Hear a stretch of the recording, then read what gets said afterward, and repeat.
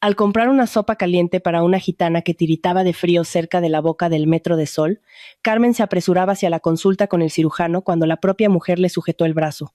Sus dedos eran fríos, pero firmes. Sus ojos oscuros la miraban con una intensidad perturbadora. Espera, música, dijo la gitana con una voz ronca y segura. Tu vida está en peligro. Tu enfermedad es mentira. ¿Tu marido y el médico te están engañando? ¿Quieren llevarte a una cirugía de la que podrías no salir viva? El corazón de Carmen se disparó e intentó soltarse, incómoda por el abordaje repentino y el tono sombrío. Eso es absurdo, respondió, dando un paso atrás. No diga tonterías. La gitana se acercó aún más, como si temiera que desapareciera entre la multitud. No vayas a esa operación sin comprobarlo. Están planeando algo contra ti. Busca otro médico. Confírmalo todo. ¿Tu vida depende de ello? Carmen consiguió zafarse y siguió su camino a toda prisa, irritada, convencida de que aquello no era más que un intento dramático de asustarla. Aún así, las palabras siguieron resonando en su mente. Tu vida está en peligro. Horas después, invadida por una inquietud que no podía ignorar, decidió buscar otro médico para confirmar el diagnóstico. Bienvenidos al canal Rincón de las Historias. Antes de empezar, escribid desde dónde nos estáis viendo. Es muy especial para nosotros. Os deseamos una excelente audición de esta historia. Carmen se ajustó el cuello del abrigo y empujó la pesada puerta de cristal de la clínica privada Salus Vitae. El vestíbulo la recibió con un aroma a café de calidad y el perfume suave de flores frescas. Un gran jarrón de lirios blancos adornaba la recepción. El suelo de mármol claro reflejaba la iluminación discreta. Sofás de cuero mullido se alineaban a lo largo de las paredes, mientras una suave música clásica resonaba por altavoces invisibles. Todo allí transmitía respetabilidad y confianza. A sus 52 años, Carmen sabía que debía prestar más atención a su cuerpo. Aún así, llevaba posponiendo la revisión rutinaria unos 3 meses. Siempre surgía algo más urgente. La reforma de la casa de la sierra, la visita de los nietos en vacaciones, o los cursos de cerámica a los que su amiga Marta la arrastraba con entusiasmo. Pero Ricardo había insistido. Carmen, hace un año que no te haces una revisión. Trabajo en oncología y veo cada día a dónde puede llevar la negligencia. Ve a la clínica. Yo mismo me encargo de todo. Él trabajaba allí desde hacía aproximadamente 12 años. Había empezado como un médico más y con el tiempo se había convertido en el jefe del departamento de oncología. Carmen siempre se había sentido orgullosa de su trayectoria. No todos los hombres conseguían construir una carrera tan sólida. Llevaban casados 28 años. En los últimos tiempos, sin embargo, vivían más como compañeros de piso que como marido y mujer. Cada uno tenía su habitación, sus hábitos y su propio círculo social. Carmen nunca se había quejado. Creía que muchas parejas de su edad vivían así, con menos pasión, pero con estabilidad. La recepcionista sonrió de forma profesional. Carmen Ruiz. El doctor Jiménez la está esperando. Tercera planta, despacho 312. En el ascensor, Carmen observó su propio reflejo en la pared de espejo. Estaba pálida, con ojeras profundas. Llevaba una semana durmiendo mal. Se despertaba casi siempre a las 3 de la madrugada y se quedaba tumbada, mirando el techo en la oscuridad. Quizá era solo la edad, quizá era algo más. El pasillo de la tercera planta recordaba al de un hotel de lujo. Moqueta gruesa, cuadros elegantes, jarrones con flores naturales. Carmen caminó hasta encontrar la puerta con la placa. Doctor. Ricardo Jiménez, jefe del departamento de oncología, llamó suavemente. Música y entró. Ricardo estaba detrás de su gran escritorio, concentrado en la pantalla del ordenador. No levantó la vista de inmediato. Siéntate un minuto. Carmen se acomodó en el sillón frente a él y recorrió el despacho con la mirada. Ya había estado allí innumerables veces, pero siempre le sorprendía la impersonalidad del ambiente. Ni una foto de la familia, ni un recuerdo de viajes. Solo diplomas enmarcados, libros técnicos y un gran ficus en una esquina, probablemente artificial. Cuando él finalmente se apartó de la pantalla, Carmen lo observó con atención. A sus 56 años, tenía canas en las sienes música y llevaba unas gafas finas con montura dorada. Años atrás, se había enamorado de su firmeza, de la seguridad con la que tomaba decisiones. Ahora, esa misma postura le parecía una barrera fría e infranqueable. He recibido los resultados de tus análisis y de las pruebas de imagen. Algo en su voz hizo que Carmen se enderezara. No fue exactamente el tono, sino una tensión contenida. ¿Y bien? ¿Qué han descubierto? Ricardo se quitó las gafas y se frotó el puente de la nariz. Carmen conocía ese gesto. Lo hacía siempre que tenía que dar una noticia difícil, pero en ese momento ella no era una paciente cualquiera, era su esposa. Carmen, no sé cómo decirte esto. Me estás asustando. Habla claro. Él dejó las gafas sobre la mesa y la miró fijamente. Había algo extraño en su mirada. Carmen conocía ese rostro desde hacía casi 30 años, pero ahora no conseguía descifrar lo que veía. Compasión, ansiedad o algo que no quería admitir. Tienes un tumor maligno en la zona del páncreas. Las palabras la golpearon como un puñetazo seco. Por un instante, el suelo pareció desaparecer bajo sus pies. ¿Qué? Pero sí me encuentro bien. No siento ningún dolor. Es común en las fases iniciales, respondió él con frialdad profesional. De ahí, la importancia de las revisiones periódicas. Ricardo se levantó y fue hacia la ventana. Al otro lado del cristal se veía el patio de la clínica, con parterres bien cuidados y bancos alineados. Algunas personas con bata blanca caminaban tranquilamente por los senderos. Aún se puede operar, pero tenemos que actuar rápido. Ya he hablado con el doctor Mateo Ortiz. Es el mejor cirujano de la clínica y ha aceptado llevar tu caso. Carmen miraba la espalda de su marido, intentando ordenar sus pensamientos. Cáncer. Tenía cáncer. ¿Cómo era posible? Siempre había cuidado su alimentación. Caminaba con frecuencia. No tenía vicios. Aún quería ver crecer a sus nietos, acompañar a Lucía en la defensa de su tesis. Ricardo, la voz le salió temblorosa. Él se giró, pero no se acercó. Se quedó junto a la ventana, con las manos en los bolsillos de la bata. Sé que es un shock, pero tienes que mantener la calma. Tenemos buenas posibilidades. Cirugía y después quimioterapia. Muchas personas viven años después del tratamiento. Carmen esperaba que se acercase, que la abrazara, que le dijera que estarían juntos en esto, pero él se mantuvo distante, hablando con objetividad clínica, como si estuviera ante una paciente más. ¿Cuándo será la operación? La semana que viene. El doctor Ortiz te ha hecho un hueco en su agenda.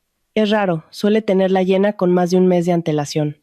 Carmen asintió mecánicamente, pero apenas registraba las palabras. Un único pensamiento martillaba su mente. Puedo morir. Puedo no despertar de la anestesia. Puedo no volver a ver a mi hija y a mis nietos. Tengo que salir, dijo, levantándose de repente. El mareo le hizo apoyar la mano en la mesa por un instante. Ricardo dio un paso en su dirección. Estoy bien. Solo necesito estar sola. Sin esperar respuesta, salió del despacho, recorrió el pasillo y entró en el ascensor como si estuviera en piloto automático. Todo parecía distante y amortiguado, como si estuviera envuelta en una neblina. En el vestíbulo, el perfume de los lirios volvió a golpearla. El aroma que antes transmitía elegancia ahora le pareció pesado, casi fúnebre. Sintió que le faltaba el aire por un segundo y apuró el paso, cruzando el hall hasta llegar a la calle. Marzo era frío ese año en Madrid. La llovizna fina se mezclaba con el viento cortante y le lanzaba gotas heladas en el rostro. Carmen caminaba sin rumbo, pasando junto a coches aparcados, una tienda de ultramarinos iluminada y un pequeño parque infantil donde a pesar del tiempo una abuela columpiaba a su nieto. Sin darse cuenta, llegó al parque cercano a la clínica, se sentó en un banco húmedo y frío y se echó a llorar. No supo cuánto tiempo permaneció allí, minutos o tal vez una hora. Cuando las lágrimas cesaron, solo quedó un vacío profundo. Cogió el móvil, se quedó unos segundos mirando la pantalla y entonces encontró el nombre de Marta en sus contactos. La amiga respondió al segundo tono. Carmen, ¿dónde estás? Ayer te llamé 3 veces. Quería invitarte a una exposición el sábado. Carmen respiró hondo. Marta, tengo cáncer. Al otro lado de la línea hubo silencio. Luego la voz llegó apresurada y preocupada. ¿Música qué? ¿Dónde estás? Voy ahora mismo. No hace falta. Solo quería oír tu voz. ¿Estás sola? ¿Ricardo está contigo? Carmen sonrió con amargura. Ricardo me ha dado el diagnóstico como si fuera una desconocida. Ni siquiera me ha abrazado. Carmen, dime dónde estás. Voy a buscarte. Tenemos que hablar. Estoy en el parque cerca de la clínica, pero no hace falta que vengas. Ya me voy a casa. Solo quiero estar sentada aquí un poco más. Marta insistió, le pidió que la llamara por la noche. Carmen lo prometió música y colgó. Se quedó unos segundos inmóvil. Luego se levantó, se apretó el abrigo contra el cuerpo y decidió ir al metro. No había ido en coche ese día. Pensaba pasar por las tiendas después de la revisión. Por la mañana aún hacía listas de la compra. Pensaba en las cortinas del salón. Planeaba las vacaciones de verano con los nietos. Ahora todo parecía lejano e irrelevante. En la entrada del metro, la multitud se agolpaba. Era la hora punta. Gente apresurada volviendo a casa, hablando por teléfono, música mirando el reloj. Carmen se dejó llevar por el flujo hasta que sintió que alguien le sujetaba el brazo con firmeza. Se giró bruscamente. Frente a ella había una mujer de unos 60 años, tal vez más. Era difícil precisarlo. Piel morena, ojos oscuros de brillo intenso, mechones grises escapando de un pañuelo de colores. Llevaba una falda larga y floreada, pulseras que tintineaban con cada movimiento y grandes pendientes dorados. Suélteme, no tengo dinero. La mujer, sin embargo, no la soltó. Mantenía la mirada fija en la suya, y esa mirada le provocó a Carmen un escalofrío inesperado. No quiero dinero, guapa. Quiero decirte algo. No necesito que me lean el futuro. Por favor, suélteme. La mujer negó con la cabeza, las pulseras sonaron suavemente. No es adivinación, es un aviso. Veo lo que otros no ven, y veo una gran desgracia sobre ti. Lo sé, ya me lo han dicho hoy. Carmen intentó zafarse, pero la mano de la mujer apretó su muñeca con más fuerza. No lo entiendes. Tu desgracia no es la enfermedad. No hay enfermedad. ¿Qué disparate es ese? Tengo cáncer. Mi marido acaba de decírmelo. La mujer se inclinó más cerca. Olía a hierbas secas y a madera antigua. Su voz se convirtió casi en un susurro. No confíes en quien está a tu lado. Tu enfermedad está en manos de otros, no en tu cuerpo. El mal ha salido de tu propia casa. Quien debería protegerte está preparando tu sepultura. Carmen se quedó inmóvil. Las palabras sonaban demasiado siniestras. Está usted delirando. Mi marido es médico. Él salva vidas. Médico, repitió la mujer con una sonrisa torcida. Hay médicos que salvan y hay los que destruyen. Busca otro especialista, lejos de aquí, donde nadie te conozca. Entonces verás la verdad. De repente, soltó el brazo de Carmen y se mezcló con la multitud. Música desapareciendo entre la gente como si nunca hubiera estado allí. Carmen se quedó parada, frotándose la muñeca. El corazón le latía acelerado. ¡Qué absurdo! Un truco para asustar y luego pedir dinero.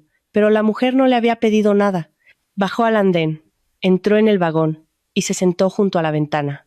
Apoyó la frente en el cristal frío mientras el tren avanzaba por el túnel oscuro, con luces que aparecían y desaparecían rápidamente. No confíes en quien está a tu lado. ¡Qué tontería! Aún así, ¿por qué le molestaban tanto esas palabras? ¿Por qué no se le iban de la cabeza? Música mayor, kie, mayor, kie. Recordó la mirada de Ricardo al darle el diagnóstico. Había algo diferente allí. No era compasión ni dolor. Era una distancia extraña, casi calculada. Ella había intentado explicarlo como frialdad profesional. Los médicos aprenden a protegerse emocionalmente. Pero ella no era una paciente cualquiera, era su esposa. Y no la había abrazado, no le había cogido la mano, no le había dicho que todo saldría bien. Quizá era solo su forma de ser, reservado, contenido. Lo conocía desde hacía 28 años. Sabía que no le gustaban las demostraciones excesivas, pero no siempre había sido así.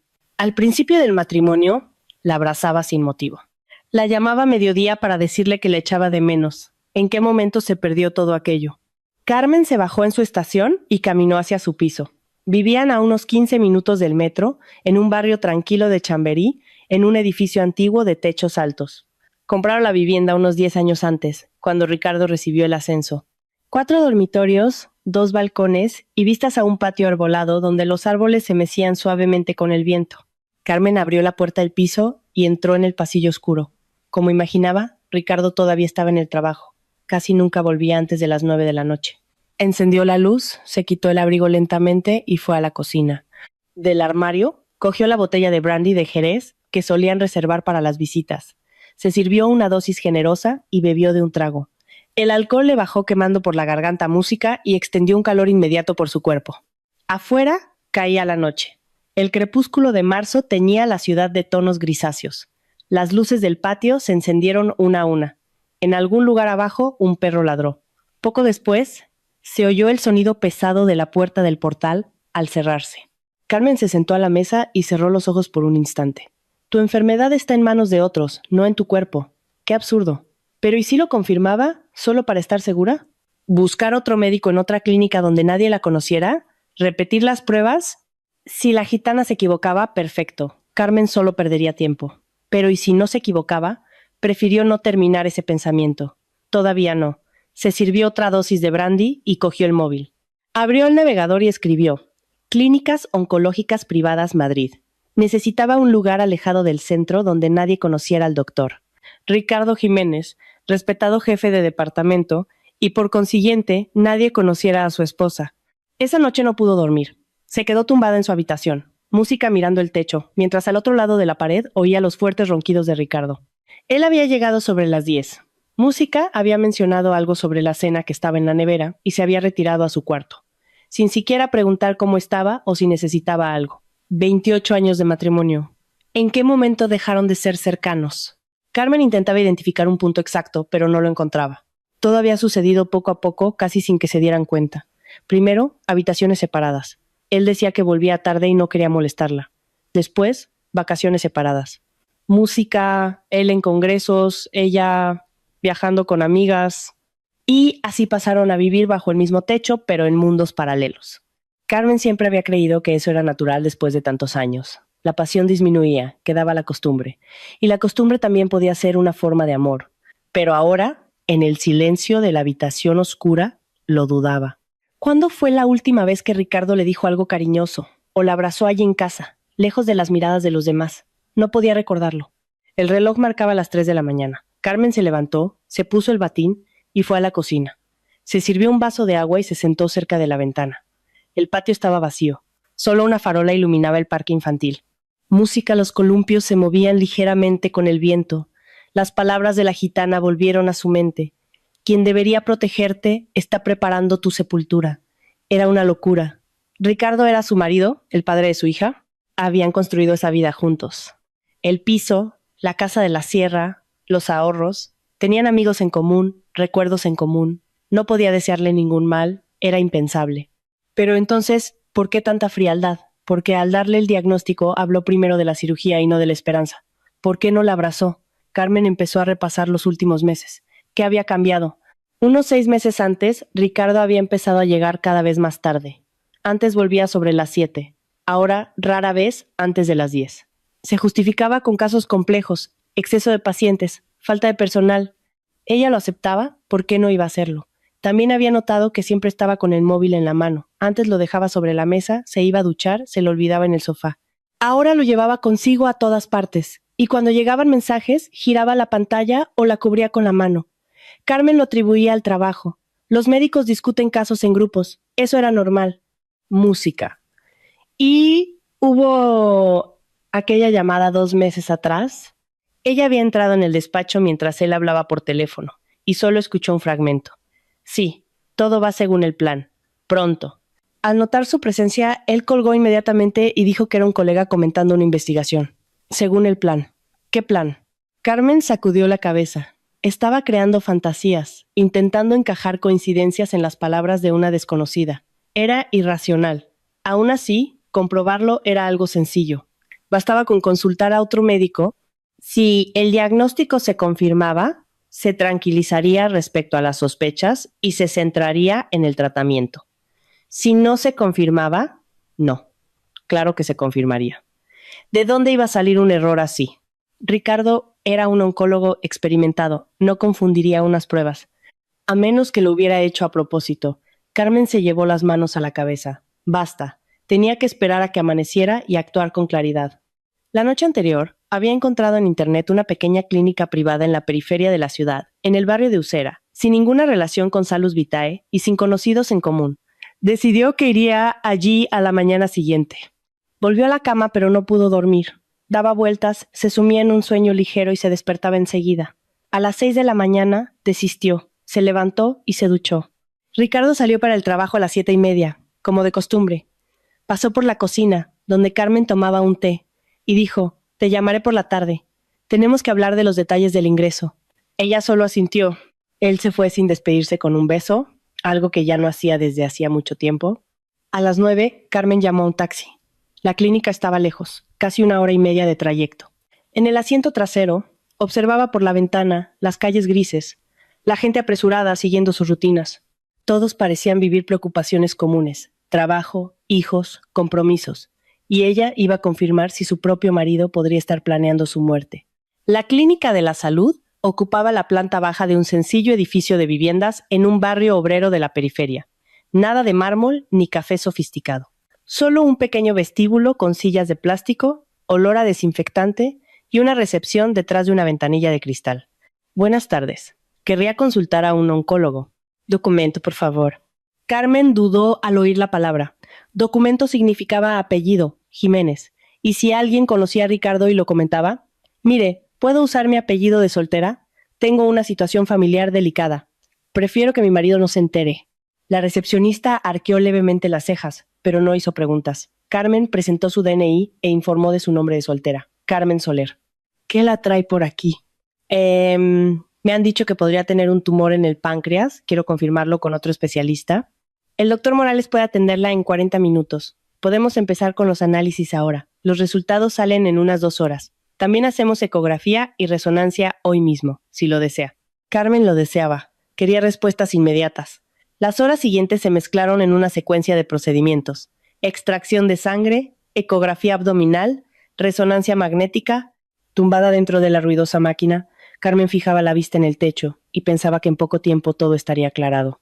O la gitana estaba completamente equivocada, música, y entonces le quedaría afrontar la cirugía y el tratamiento. O no sabía qué hipótesis era más aterradora. El doctor Morales era un hombre bajo, ya mayor, de expresión serena y barba canosa bien recortada.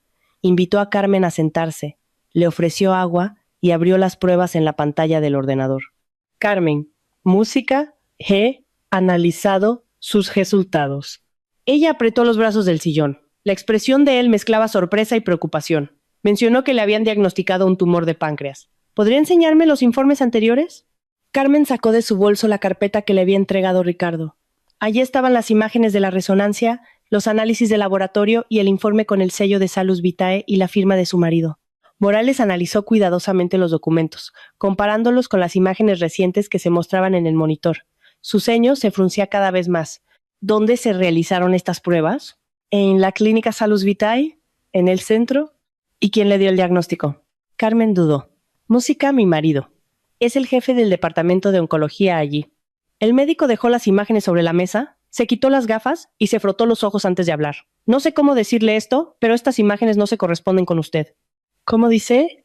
Mire, esta es la resonancia que trajo. Aquí efectivamente hay una neoplasia. Y esta es la resonancia que hemos hecho hoy. ¿Nota la diferencia, Carmen? Miró la pantalla, pero no conseguía distinguir detalles. Para ella, solo eran manchas en tonos de gris. No entiendo de estas cosas. Entonces, se lo explicaré de forma sencilla. La anatomía es diferente, la posición de los órganos, la estructura de las vértebras. Son pruebas de 2 personas distintas. Y las pruebas realizadas hoy muestran un páncreas completamente sano. No hay ningún tumor. Carmen sintió que la habitación giraba a su alrededor. Eso no es posible. Mi marido es un oncólogo experimentado. No confundiría unas pruebas. Morales permaneció en silencio unos segundos, observándola con compasión y algo más difícil de definir. Carmen, no conozco su situación familiar, pero tengo que ser claro. Estas imágenes no podrían haberse intercambiado por error. Son completamente diferentes. Cualquier estudiante de medicina se daría cuenta de que pertenecen a personas distintas. Quiere decir que, música. Quiero decir que usted está sana, absolutamente sana. Sus análisis son normales, los marcadores tumorales son negativos. No hay ninguna señal de cáncer. Carmen se quedó inmóvil en la silla. Un pensamiento insistía en surgir en el fondo de su mente. La gitana tenía razón, pero la idea era tan absurda que se negaba a aceptarla. ¿Podría ser un error? Quizá debería repetir las pruebas. Puede repetirlas cuantas veces quiera. El resultado será el mismo. Usted no tiene un tumor. Se quedó en el despacho media hora más. El doctor Morales le explicó con paciencia las diferencias entre las imágenes, le mostró las estructuras anatómicas, comparó los informes y le detalló música porque no había margen de duda. Al final de la conversación, Carmen ya no podía negarlo. Las pruebas que Ricardo le había entregado eran falsas. ¿Qué debo hacer?, preguntó por fin. Morales suspiró. Esa decisión es suya. Pero si me permite un consejo, música, acuda a la policía. Lo que usted me ha mostrado no es un error médico. Es una falsificación deliberada de documentos y eso es un delito. Carmen salió de la clínica con las piernas temblorosas. El sol brillaba con fuerza. Durante las horas que había pasado allí, el tiempo había cambiado. Las nubes se habían disipado. Música. Se detuvo en la entrada, entrecerrando los ojos ante la luz intensa, sin saber a dónde ir. Sana. Estaba sana. Ni cáncer, ni cirugía. Entonces, ¿por qué su marido había afirmado lo contrario? ¿Por qué había sustituido las pruebas? ¿Por qué la había enviado al cirujano? Y la gitana había hablado de una desgracia que no era la enfermedad. Ahora todo tenía sentido. Le extirparían un órgano que no tenía ninguna dolencia. El mal ha salido de tu propia casa. Las piernas le flaquearon y tuvo que apoyarse en la barandilla. Una mujer que salía de la clínica se acercó. ¿Se encuentra mal? ¿Quiere que llame a un médico? No, gracias, solo ha sido un mareo. Bajó los escalones y se sentó en un banco cercano. Cogió el móvil. Le temblaban tanto las manos que apenas podía teclear. En el buscador escribió: Detective Privado Madrid. Si Ricardo estaba planeando algo, necesitaba pruebas. Necesitaba a alguien con experiencia, alguien que supiera investigar, alguien en quien pudiera confiar. Recorrió varias webs hasta detenerse en un perfil. Marcos Torres, ex investigador de la Policía Nacional, unos 30 años de experiencia. Actuación en casos familiares, investigaciones corporativas y localización de personas. La foto mostraba a un hombre de unos 60 años, semblante serio, mirada atenta. Había valoraciones positivas y comentarios sobre su profesionalidad y discreción. Carmen marcó el número. Torres, buenas tardes. ¿Necesito ayuda? Es un asunto delicado. Venga a mi despacho. La dirección está en la web. La estaré esperando. El despacho estaba en un edificio antiguo del centro de la ciudad. Escalones gastados, ascensor ruidoso, paredes con la pintura desconchada. La sala era sencilla. Un escritorio, 2 sillas, una estantería llena de carpetas. En la pared, diplomas y una foto antigua de Torres con uniforme. Todavía en la policía. El detective era exactamente como en la imagen de internet, solo que con el cansancio más evidente en la mirada. ¿Le ofreció café? Carmen lo rechazó. Sacó del bolso la carpeta con los documentos y la colocó sobre la mesa. Creo que mi marido está intentando matarme. Torres no mostró sorpresa. Abrió la carpeta, examinó los papeles y las imágenes en silencio. Empiece por el principio. Carmen lo relató todo. El diagnóstico, el encuentro con la gitana, la consulta en la otra clínica, la confirmación de que estaba sana y los cambios en el comportamiento de Ricardo en los últimos meses. El detective escuchaba atento, tomando notas en un blog. Su marido es Ricardo Jiménez, jefe de oncología en Salus Vitae. Y el cirujano que le recomendó, el doctor Mateo Ortiz, creo que era el apellido, dijo que era el mejor de la clínica. Lo identificaré. ¿Qué más ha notado? ¿Cambios financieros? ¿Conversaciones extrañas? Carmen pensó unos segundos. Hace unos 6 meses insistió en que me hiciera un seguro de vida. Dijo que era prudente a nuestra edad, que él también tenía uno. No le vi problema. ¿De cuánto? 500,000 euros. Torres soltó un silbido bajo. ¿Y sus propiedades? ¿El piso? ¿La casa de la sierra? ¿A nombre de quién están? El piso donde vivimos está a mi nombre. Música, también el piso que heredé de mis padres y que tenemos alquilado, está a mi nombre. El piso de sus padres está a su nombre. Y la casa de la sierra fue un regalo de mis padres para mí. Entonces, si a usted le pasara algo, su marido recibiría el importe del seguro y heredaría todos esos bienes. Carmen sintió que se le revolvía el estómago. Sí, eso es. Torres cerró el bloc de notas. Carmen, voy a encargarme de su caso. Necesitaré unas semanas para recopilar información. Hasta entonces, actúe con normalidad. No muestre ninguna sospecha. Eso es fundamental.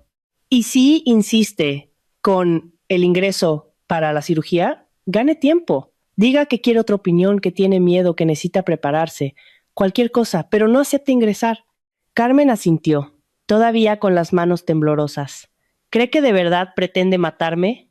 Torres le sostuvo la mirada unos segundos. Todavía no saco conclusiones. Trabajo con hechos. Pero lo que usted me ha contado es extremadamente grave. Al salir del despacho, Carmen caminó sin rumbo por varias calles. La ciudad seguía su ritmo habitual. Música, coches, gente, escaparates iluminados, mientras que dentro de ella todo parecía derrumbarse. Música, 28 años de matrimonio, una hija, nietos, toda una vida construida que ahora parecía asentada sobre algo podrido. Quizá era un error, quizá había una explicación sencilla. Quizá Torres no encontraría nada y todo no sería más que una coincidencia. Quizás se estaba volviendo loca de miedo. Aún así, en el fondo, algo le decía que no. La mirada fría de Ricardo, al comunicar el diagnóstico, la distancia calculada, el alejamiento gradual a lo largo de los años, había señales. Solo quedaba esperar las pruebas. Durante 2 semanas, Carmen vivió en constante tensión. Volvía a casa, sonreía, preparaba la cena, conversaba sobre asuntos triviales, mientras por dentro sentía miedo y repulsa. Ricardo mencionaba la cirugía con frecuencia. Repetía que el doctor Ortiz le había hecho un hueco especial, que posponerlo sería peligroso, que cada día era decisivo. Carmen asentía, pero siempre encontraba una justificación. Quería ver a su hija antes del ingreso. Necesitaba resolver asuntos pendientes del trabajo. Quería pasar un fin de semana en la casa de la sierra. Quizá por última vez. Cuando decía la última, él desviaba la mirada. Torres llamaba cada 3 días, siempre de forma breve. Estoy avanzando. He descubierto cosas interesantes. Pronto hablamos. Finalmente, concertó una cita. Era un día nublado. La lluvia fina rayaba el cristal de la ventana del despacho. Torres parecía más cansado que la última vez, pero en sus ojos había un brillo decidido. Sobre la mesa, una voluminosa carpeta esperaba. Siéntese, Carmen. Tenemos que hablar con calma.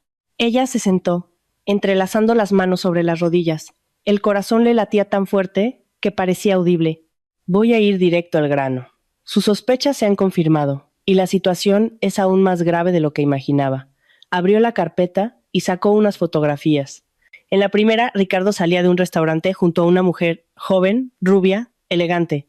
Ella lo sujetaba del brazo, riendo. Esta es Verónica Sanz, 29 años, enfermera de Salus Vitae, del área quirúrgica. Su marido mantiene una relación con ella desde hace unos 3 años. 3 años. Carmen miró la imagen y sintió que algo se endurecía dentro de ella. Durante 3 años, él llegaba tarde a casa, se acostaba en otra habitación, mientras compartía su vida con esa joven que podría ser su hija. Tengo más fotos, continuó Torres. En un café, en el parque, en la casa de ella. Pasa allí casi todas las noches cuando a usted le dice que está en el hospital. Esparció más imágenes sobre la mesa. Música los dos besándose dentro del coche. Él entregándole flores, saliendo del portal de ella al amanecer. Entendido, dijo Carmen con voz distante. Puede guardarlas. Torres recogió las fotos y las volvió a meter en la carpeta. Aún hay más. He analizado los movimientos financieros de su marido. Hace unos 6 meses, en la misma época en que le hizo el seguro de vida, registró otros documentos. Sacó copias de contratos y las colocó delante de ella. Primero, la donación del piso de sus padres. El inmueble fue transferido a Verónica Sanz como supuesto agradecimiento por los cuidados prestados a su madre. Solo que la madre de su marido falleció hace más de 7 años. Carmen tragó saliva. Le ha dado el piso de la familia. Sí. Súmele a eso el seguro de 500,000 euros, su piso valorado en cerca de 1 millón, la casa de la sierra y los demás bienes. Estamos hablando de más de 2,5 millones en total. Demasiado dinero para que una cirugía complicada sea solo una coincidencia. Torres hizo una pausa, música dando tiempo a Carmen para asimilar la información, pero he guardado lo peor para el final. ¿Recuerda al cirujano que le recomendó su marido, el doctor Mateo Ortiz? He investigado su historial. Sacó otra pila de documentos. En los últimos 5 años, Ortiz ha estado involucrado en 3 muertes durante cirugías. Todas las víctimas eran mujeres de entre 45 y 60 años, con un patrimonio considerable y seguro de vida. Y todas le fueron remitidas por el doctor Ricardo Jiménez.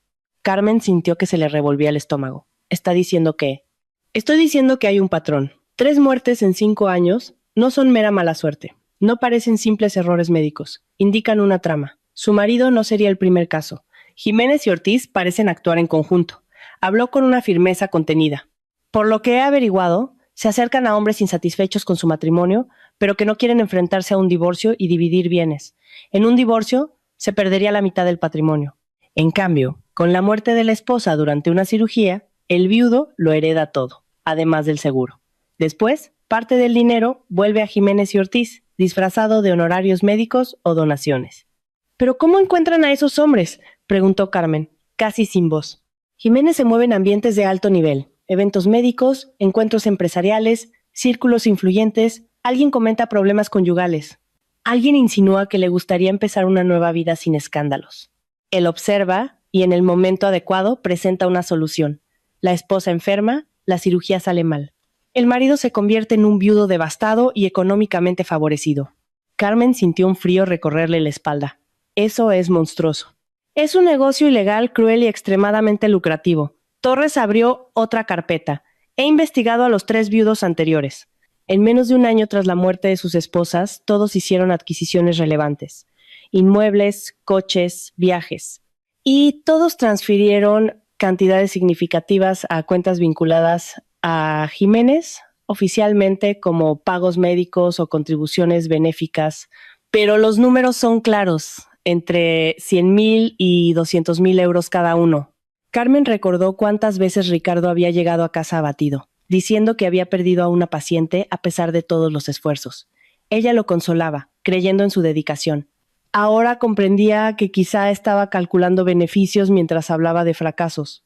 Tengo los nombres de esas mujeres, continuó Torres. La primera fue Pilar Gómez, 54 años. Murió hace unos 4 años durante una cirugía para extirpar un supuesto tumor de estómago.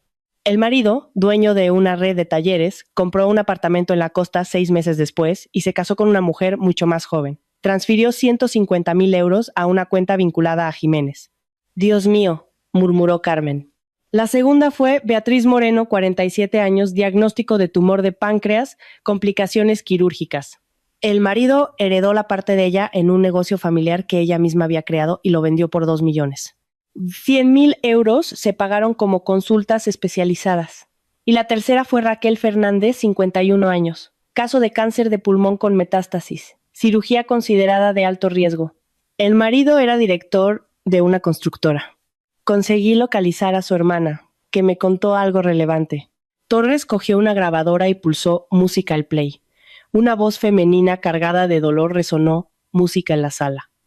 Raquel estaba sana. Nunca fumó, hacía ejercicio, se hacía revisiones todos los años.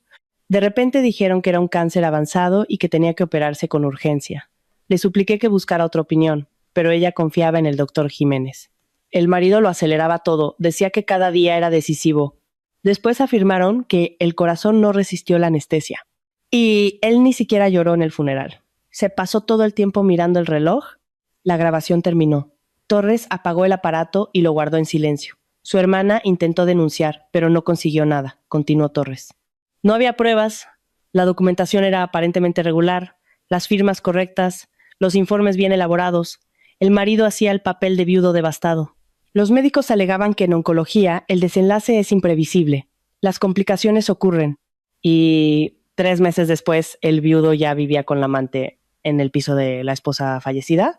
Carmen se encogió en la silla, abrazándose, como si sintiera frío. 3 mujeres, 3 vidas destruidas por dinero. Y ella podría haber sido la cuarta. ¿Qué debo hacer, señor Torres? ¿Ir a la policía con todo esto? Pero usted mismo ha dicho que no hay pruebas suficientes. La hermana de esa mujer lo intentó y no consiguió nada. Torres se inclinó ligeramente hacia adelante. Ella no tenía lo que tenemos ahora. No tenía una víctima viva capaz de testificar. Además, a través de contactos en los cuerpos de seguridad, he obtenido información preliminar sobre comunicaciones frecuentes entre su marido y el cirujano. Aún no son pruebas definitivas, pero indican coordinación. Para avanzar, necesitamos evidencias sólidas obtenidas de forma legal. Carmen respiró hondo. ¿Qué hay que hacer? Ya he concertado una reunión con una inspectora que trabaja en casos de este tipo. Se llama Laura Vega. Tiene experiencia y ha mostrado gran interés cuando le he mencionado su caso. ¿Por qué? Porque hace unos 6 meses la hermana de Raquel Fernández acudió precisamente a esa inspectora. Es mayor que música, es mayor que... El caso se archivó por falta de pruebas, pero Vega nunca se convenció del todo. Sospechaba que había algo más grande. Ahora, con su testimonio y la información que he reunido, existe la posibilidad real de reabrirlo todo. ¿Cuándo es la reunión? Mañana, a las 10 de la mañana. Yo la acompañaré. Al salir del despacho, Carmen se quedó unos minutos bajo la fina llovizna. Las gotas le resbalaban por la cara y se mezclaban con las lágrimas. La gente pasaba apresurada, indiferente. 3 mujeres habían muerto. Ella casi había sido la cuarta. Podría haberse tumbado en la mesa de operaciones, confiando en su marido, y no haber despertado jamás. Por la noche, música en casa, observaba a Ricardo como si fuera un extraño. Estaba en el sillón, leyendo algo en la tablet, música bebiendo té en su taza con la inscripción Mejor médico. ¿Mejor médico para quién? Carmen, estás pálida. ¿No te encuentras bien? Preguntó él con naturalidad. Ella se contuvo. Estoy música bien, solo un poco cansada. ¿Has pensado en la operación? El doctor Ortiz me ha preguntado cuándo puede contar contigo. Lo he pensado. Podemos programarla para la próxima semana. Solo necesito resolver algunas cosas antes. Ricardo sonrió, aparentemente satisfecho. Genial. Cuanto antes operemos, mejor será el pronóstico. Carmen giró el rostro para que él no percibiera la repulsa que sentía. Claro, Ricardo, lo entiendo. Al día siguiente, sentada frente a la inspectora Laura Vega, contó toda la historia de nuevo.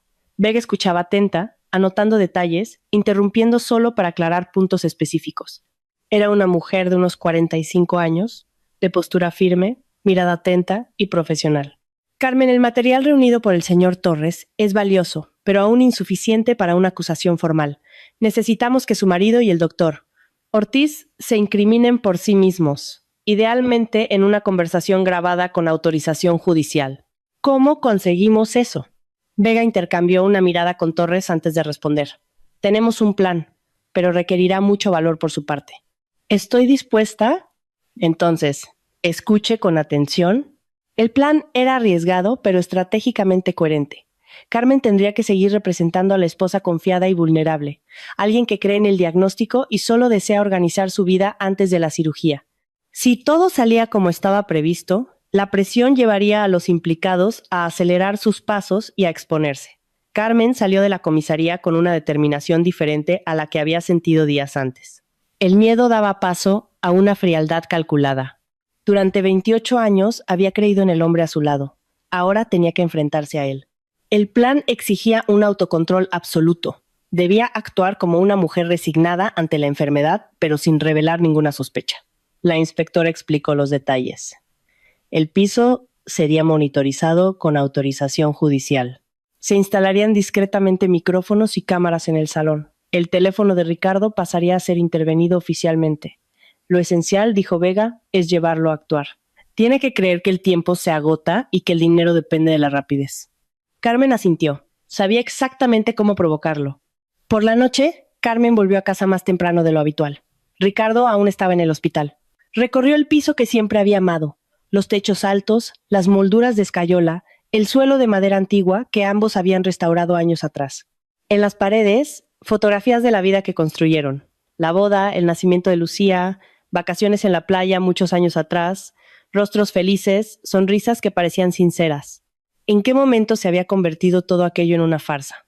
Se detuvo ante la ventana y observó el patio iluminado.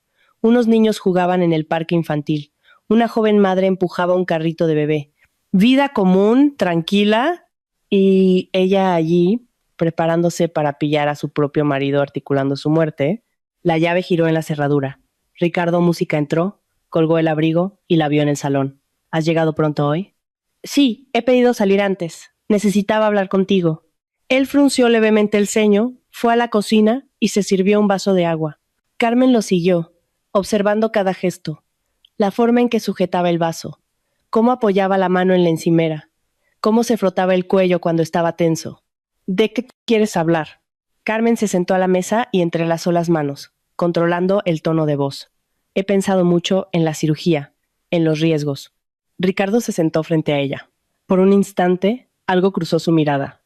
Cautela, quizá expectación. ¿Y qué has decidido? Tengo miedo. Tú mismo dijiste que es una operación delicada. Y si algo sale mal, hizo una pausa calculada.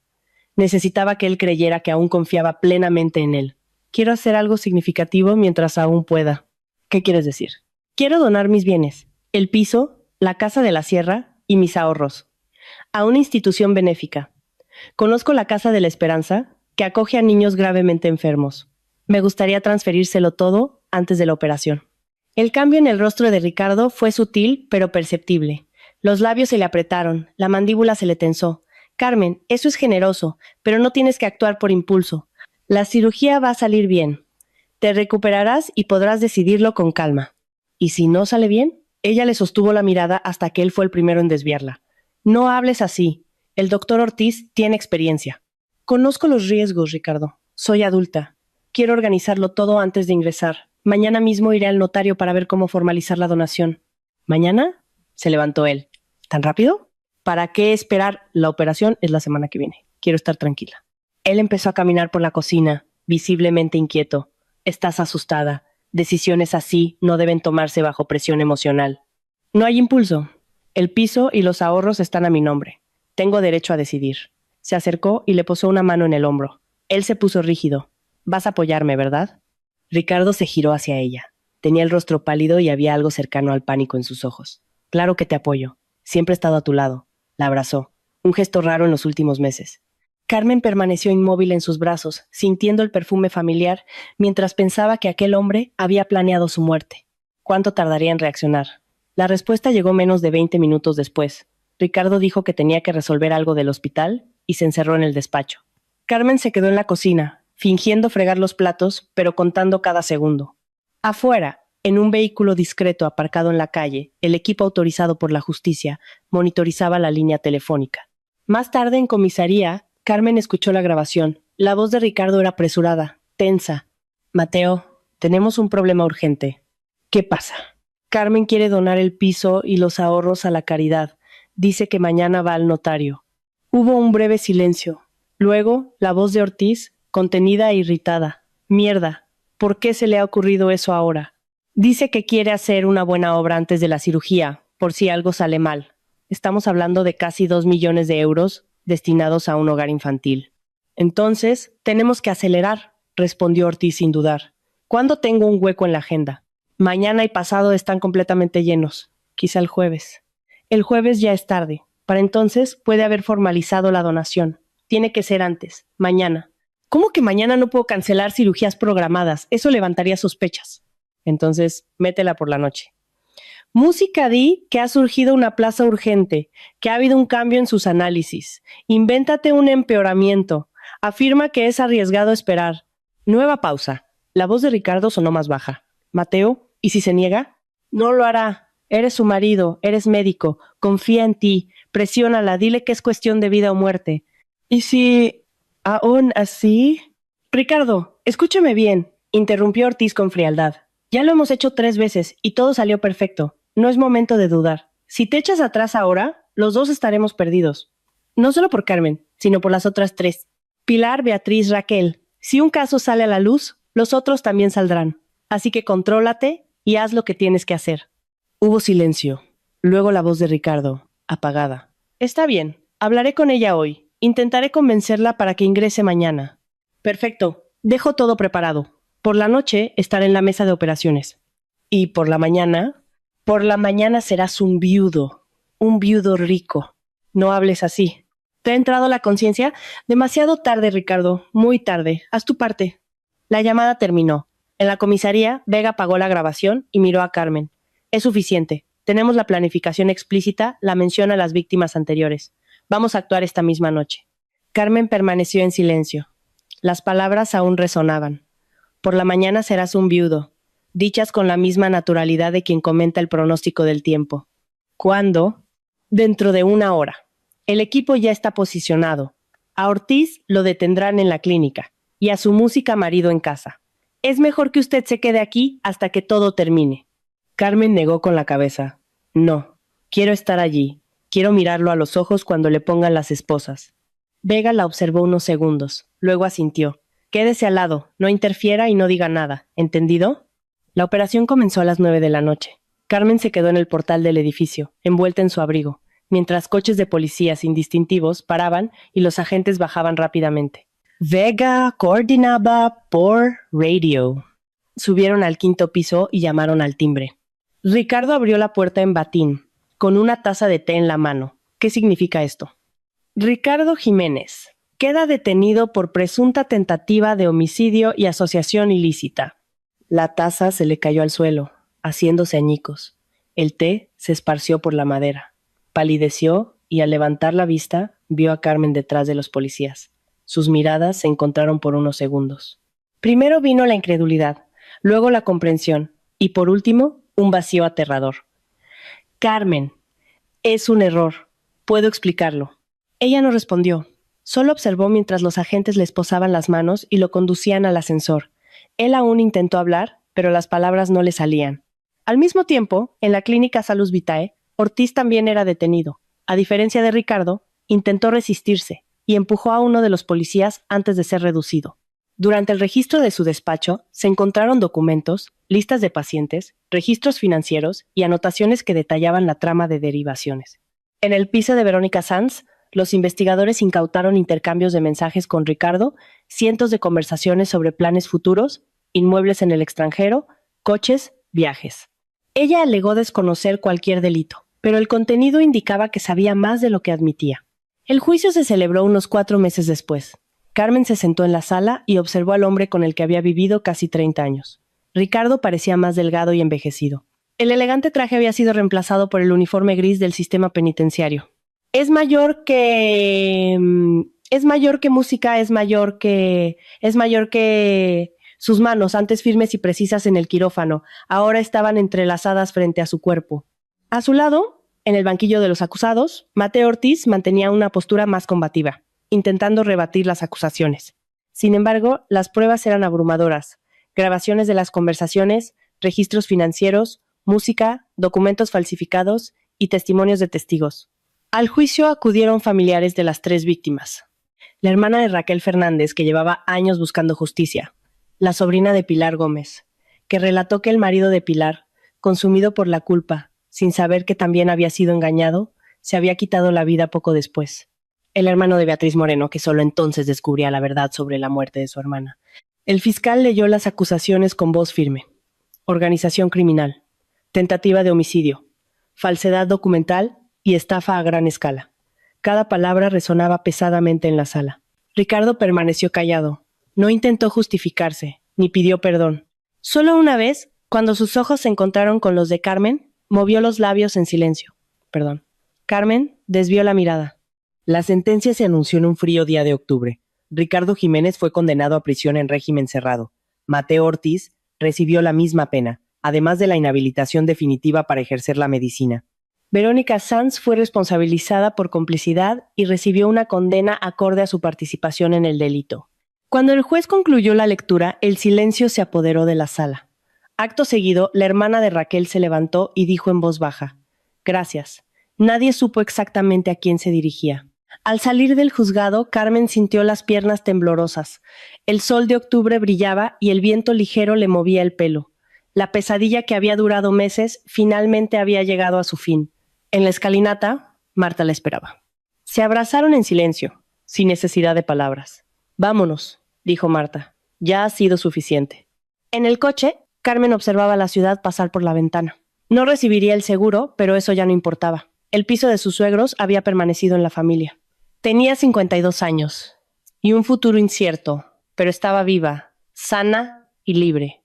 Aproximadamente un mes después del juicio, Carmen se reunió con la hermana de Raquel y con familiares de las otras víctimas.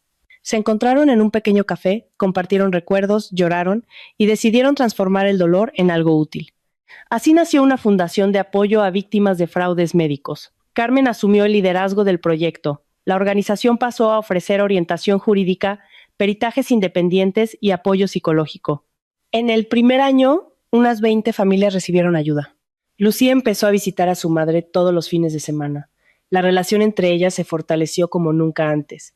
Los nietos llenaban el piso de risas, pasos apresurados y el aroma de las tortitas que Carmen preparaba los domingos. Un año después de la sentencia, Carmen estaba de nuevo en la ventana, observando el mismo patio con árboles y el parque infantil de siempre. Todo parecía más luminoso. Se acordó de la gitana en la entrada del metro, la mujer que la había alertado cuando nadie más lo hizo. Carmen volvió varias veces a la estación, preguntó a comerciantes y pasajeros, pero nadie supo decirle quién era. Quizá había sido una coincidencia, quizá no. Algunas cosas simplemente suceden en el momento adecuado. Sonó el teléfono. Era Marta. «¿Estás en casa? He hecho una tarta. ¿Puedo pasarme?» «Claro, voy a preparar el café». Carmen colgó, sonriendo. Por primera vez en mucho tiempo, sonreía sin esfuerzo. El sol entraba por la ventana. Su amiga estaba en camino. Los nietos vendrían el sábado. Estaba viva, y eso era suficiente. Si te ha conmovido de alguna manera, deja tu like para apoyar el canal. Escribe en los comentarios qué te ha parecido y suscríbete para no perderte las próximas narrativas.